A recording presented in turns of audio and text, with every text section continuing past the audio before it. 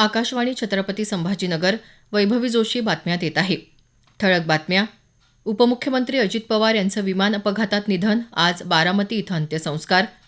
अजित पवार यांच्या निधनानं राज्यावर शोककळा. बहुतांश जिल्ह्यांमध्ये बंद पाळून वाहिली श्रद्धांजली. संसदेच्या अर्थसंकल्पीय अधिवेशनाला सुरुवात. आणि अजिंठा वेरूळ चित्रपट महोत्सवाला प्रारंभ. ज्येष्ठ संगीतकार इलायराजा यांचा पद्मपाणी पुरस्कारानं गौरव. आता सविस्तर बातम्या. राज्याचे उपमुख्यमंत्री राष्ट्रवादी काँग्रेस पक्षाचे अध्यक्ष अजित पवार यांचं काल विमान अपघातात निधन झालं.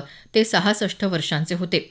जिल्हा परिषद आणि पंचायत समितीच्या निवडणुकांच्या प्रचार सभांसाठी त्यांचं विशेष विमान बारामतीला उतरत असताना अपघातग्रस्त झालं आणि विमानातल्या सर्व 5 जणांचा मृत्यू झाला. मृतांमध्ये अजित पवार यांच्यासह त्यांचे सुरक्षारक्षक विदीप जाधव, वैमानिक सुमित कपूर, शांभवी पाठक आणि विमान कर्मचारी पिंकी माळी यांचा समावेश आहे. मुंबईहून सकाळी 8:10 त्यांच्या विमानानं उड्डाण केलं. बारामती विमानतळावर उतरण्याआधी दृश्यमानता कमी असल्याची तक्रार वैमानिकानं केली होती. त्यानंतर 8:45ला विमानाला उतरण्याची परवानगी मिळाली, पण उतरल्यावर लगेचच विमानानं पेट घेतला. घटनास्थळाची पाहणी सुरू असून विमानाचा ब्लॅक बॉक्स, वैमानिकांचं संभाषण याची पडताळणी केल्यावर अपघाताचं कारण कळू शकेल, असं पोलिसांनी सांगितलं.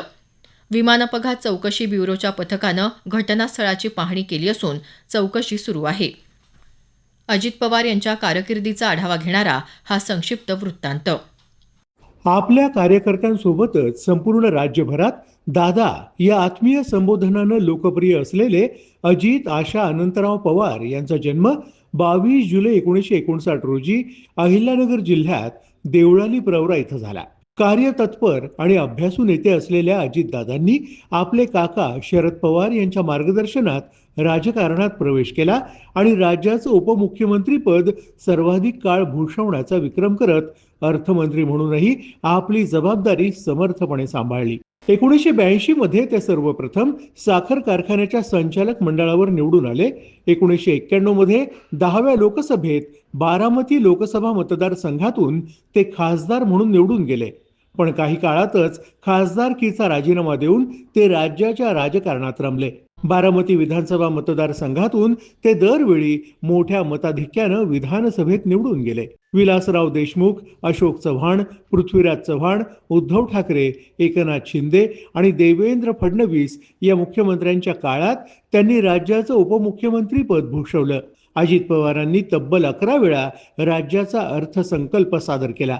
त्यासोबतच जलसंपदा, ऊर्जा, ग्रामविकास यासारख्या खात्यांचा कारभारही त्यांनी समर्थपणे सांभाळला. पुणे जिल्हा मध्यवर्ती सहकारी बँकेचं अध्यक्षपद 16 वर्ष सांभाळलेल्या अजितदादांनी राज्य ऑलिम्पिक संघटना तसंच राज्य खो खो संघटनेचं अध्यक्षपदही दीर्घकाळ सांभाळलं.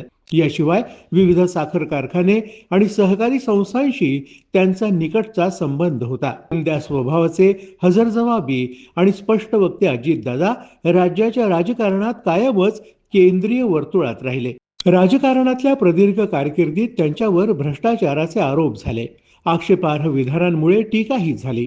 पण त्यांच्या राजकीय वाटचालीवर याचा फारसा परिणाम दिसून आला नाही. कारकिर्दीच्या अखेरच्या टप्प्यात अजितदादांनी राष्ट्रवादी काँग्रेसचा आपला गट वेगळा केला.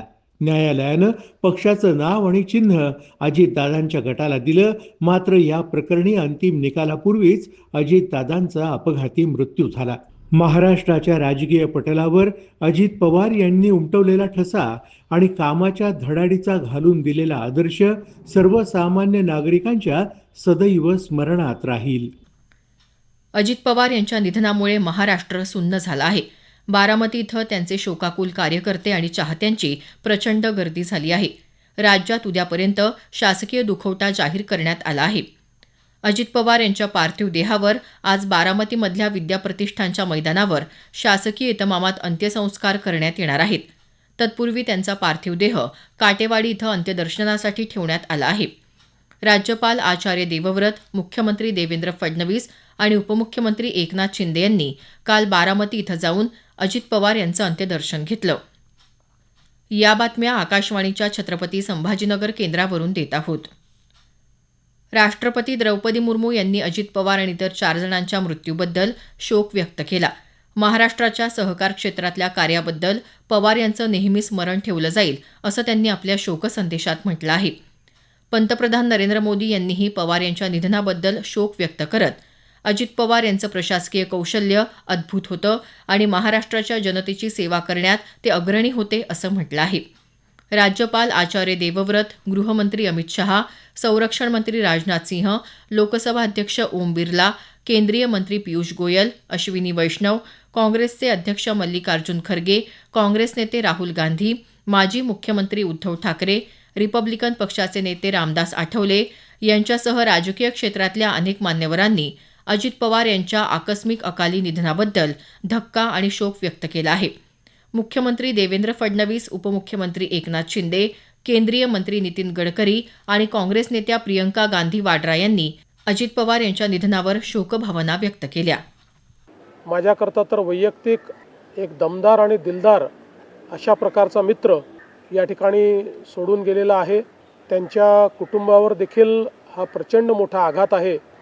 त्यांच्या जाण्याने फक्त पवार कुटुंबियांचंच नाही तर संपूर्ण महाराष्ट्राचं न भरून येणारं नुकसान झालेलं आहे. एक मोठा भाऊ गेल्याची भावना देखील, दुःख देखील माझ्या मनामध्ये आहे. ये बहुत ही दुखद और दुर्भाग्यपूर्ण है. पिछले 40 साल से महाराष्ट्र के राजनीति में मेरे बहुत घनिष्ठ मित्र रहे, उनके मेरे पारिवारिक संबंध रहे. बहुत कर्मठ, अच्छा प्रशासक और विकास की दृष्टि रखने वाले ऐसे वो नेता थे. जी, बहुत ही दुखद समाचार है और समस्त पवार परिवार और जितने भी समर्थक हैं उनको हमारी तरफ से संवेदना. दरम्यान या प्रकरणावरून राजकारण न करण्याचं आवाहन ज्येष्ठ नेते शरद पवार यांनी केलं आहे. यात राजकारण नाही, हा निव्वळ अपघात आहे असं त्यांनी माध्यमांशी बोलताना स्पष्ट केलं. एका कर्तृत्ववान आणि निर्णयक्षम व्यक्तीला महाराष्ट्र मुकला आहे, झालेलं नुकसान भरून निघणार नाही अशी प्रतिक्रिया त्यांनी दिली. अजित पवार यांच्या निधनाचं वृत्त आल्यानंतर राज्यात काल अनेक ठिकाणी बंद पाळण्यात आला. पवार पालकमंत्री असलेल्या बीड जिल्ह्यात बीड शहरासह अनेक ठिकाणच्या बाजारपेठा काल बंद होत्या. तर आज पुणे शहरातली सर्व दुकानं बंद ठेवण्याचा निर्णय व्यापारी महासंघानं घेतला आहे. संसदेच्या अर्थसंकल्पीय अधिवेशनाला काल राष्ट्रपती द्रौपदी मुर्मू यांच्या अभिभाषणानं सुरुवात झाली. यावेळी राष्ट्रपतींनी विकसित भारताचं उद्दिष्ट गाठण्यासाठी सामूहिक निर्धाराची गरज असल्याचं सांगितलं. संसदेतल्या सर्व सदस्यांनी राष्ट्रहिताच्या प्रश्नांवर सरकारला साथ द्यावी असं आवाहन त्यांनी केलं.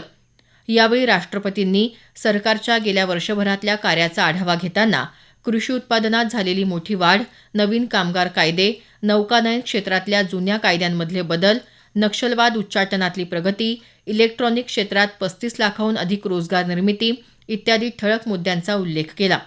याशिवाय भगवान गौतम बुद्ध यांचे अवशेष परत आणण्यात सरकारला मिळालेलं यश, सोमनाथ स्वाभिमान पर्व, प्राचीन हस्तलिखितांचं डिजिटलीकरण, दिवाळीच्या सणाला युनेस्कोनं दिलेला जागतिक वारशाचा दर्जा इत्यादी मुद्द्यांचाही त्यांनी उल्लेख केला. ऑपरेशन सिंदूरद्वारे भारतीयांचं शौर्य आणि शक्तीचा सुजाण वापर जगानं पाहिला असं राष्ट्रपती म्हणाल्या. दरम्यान केंद्रीय अर्थमंत्री निर्मला सीतारामन आज संसदेत आर्थिक सर्वेक्षण अहवाल 2025-26 सादर करणार आहेत. तर वर्ष 2026-27चा केंद्रीय अर्थसंकल्प येत्या रविवारी 1 फेब्रुवारीला सादर होईल. मातृभूमी प्रति श्रद्धा आणि कर्मभूमी प्रति समर्पण ही भारतीय तरुणांची ओळख असल्याचं प्रतिपादन पंतप्रधान नरेंद्र मोदी यांनी केलं आहे. दिल्लीच्या करियप्पा कवायत मैदानावर एनसीसी शिबिराच्या पंतप्रधान रॅलीत ते काल बोलत होते. कौशल्य आणि संस्कार या गुणांमुळे संपूर्ण जग आज भारतीय तरुणांकडे विश्वासानं पाहत असल्याचं पंतप्रधान म्हणाले. छत्रपती संभाजीनगर इथं 11व्या अजिंठा वेरूळ आंतरराष्ट्रीय चित्रपट महोत्सवाचं उद्घाटन काल साधेपणानं करण्यात आलं. उपमुख्यमंत्री अजित पवार यांच्या निधनामुळे या कार्यक्रमात नियोजित असलेले सर्व सत्कार रद्द करण्यात आले. यावेळी केवळ पद्मपाणी पुरस्कार ज्येष्ठ संगीतकार पद्मविभूषण इलायराजा यांना प्रदान करण्यात आला. नांदेड जिल्ह्यातल्या लोहा तालुक्यात सुरू असलेल्या 31व्या जागतिक गुराखी साहित्य संमेलनाचा काल समारोप झाला. उपमुख्यमंत्री अजित पवार यांच्या निधनाचं वृत्त कळताच संमेलनातले कालचे सर्व नियोजित कार्यक्रम रद्द करण्यात आले. या संमेलनात शेवटच्या दिवशी 5 ठराव संमत करण्यात आले. विशाखापट्टणम इथं झालेल्या 4थ्या T20 क्रिकेट सामन्यात न्यूझीलंडनं भारताचा 50 धावांनी पराभव केला. प्रथम फलंदाजी करत न्यूझीलंडच्या संघानं निर्धारित षटकात 215 धावा केल्या. प्रत्युत्तरादाखल आलेला भारतीय संघ 18 षटकं आणि 4 चेंडूत 165 धावाच करू शकला. शेवटी पुन्हा काही ठळक बातम्या. उपमुख्यमंत्री अजित पवार यांचं विमान अपघातात निधन. आज बारामती इथं अंत्यसंस्कार. अजित पवार यांच्या निधनानं राज्यावर शोककळा. बहुतांश जिल्ह्यांमध्ये बंद पाळून वाहिली श्रद्धांजली. आणि संसदेच्या अर्थसंकल्पीय अधिवेशनाला सुरुवात. याबरोबरच हे बातमीपत्र संपलं. आमचं यानंतरचं उर्दू बातमीपत्र सकाळी 9 वाजता. नमस्कार.